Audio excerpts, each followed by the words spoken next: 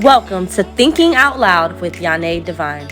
I am your sister from another mister with a reason to get you through every season. This 8-part series called Not Looking Back will help us heal and live a more fulfilled life. This episode is called My Family is Toxic. So, diving right in, they say, "'Tis the season to be jolly." But what if ain't nothing jolly happening around you? Especially in times like these, the holidays.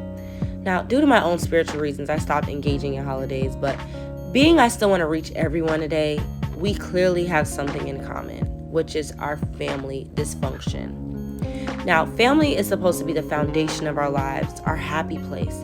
But what if your family is dysfunctional and you may not be on speaking terms with them? Or they're so toxic you need a few bottles of wine to drown out your emotions? Not condoning that, but I know how it feels. What if your parents divorced and now you're forced to choose sides, or even more complicated when you have kids? Who spends what with who and what's fair? So, a little backstory on the toxicity of my family. Forever, I felt like it's a mask we were taught to wear and fake to the world to portray this happy home and togetherness. But behind closed doors, our lives were in flames. For me, the dysfunction started where I can actually remember. That was when I was 4 years old and I watched my parents put their hands on each other. My mom was like, "Cover your brother's eyes and your eyes." And mind you, he was a baby at the time, so I watched. Those traumatic times did continue along with my dad's PTSD and his alcohol abuse. Now, at 29, I was able to be let in on some insights, like my dad just wasn't some wife-beating alcoholic, and my mom would usually be the one to strike the first blows at my dad. And finding out why my parents did what they did or didn't do for me, either way, 25 years later, to still be healing or dealing with shenanigans, still, it has literally worn me down to a point of now, I choose to love my family from a distance. If you are now in a toxic marriage or relationship, choose your happiness over it all. This took a huge toll on my siblings into our adulthood. Sadly, parents don't realize until the damage is done that we, the kids, actually care for your happiness, especially when we're old enough to decipher the BS and see physically you are miserable.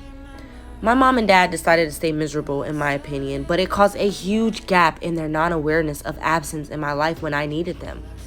My mom wasn't mentally there for her kids. My dad was always deployed or out of the country 9 months to a year at a time. And I realized I had to heal my abandonment issues.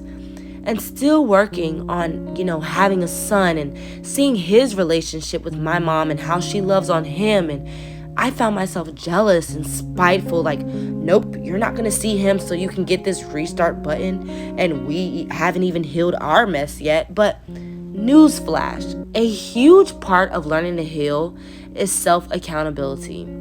And unfortunately, a lot of us have families where the ones we love the most just won't do that. And it could be the fear of not being right or looking weak, but you are truly hindering the healing process by that P word. Yes, pride. So this is all from firsthand experience. Now, I'm going to share the number one healing tip I feel that has helped on this journey and could help you as well. So, if you are not in a forgiving, healed space where being around your mom or dad or whoever isn't triggering, I want you to know that it is okay to protect your peace. Call that tip number one: protect your mental peace. If you don't feel like answering the phone call right away from that family member, don't. If you don't feel like going to that family function, don't. Take time for you and yours and stop feeling guilty about it. That was my biggest mistake. Feeling guilty for something that I was a part of, but it wasn't all my fault. Other great ways are seeing a therapist as well. And if you've been on my channel, you know how I feel about the Most High and the power of prayer. Now, my prayer is that we all do get to a place of healing and togetherness, family, love. It is truly important. And that should be the goal.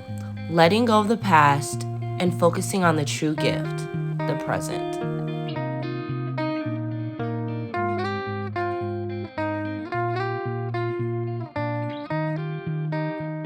Thank you guys so much for watching Thinking Out Loud with YahNay Divine.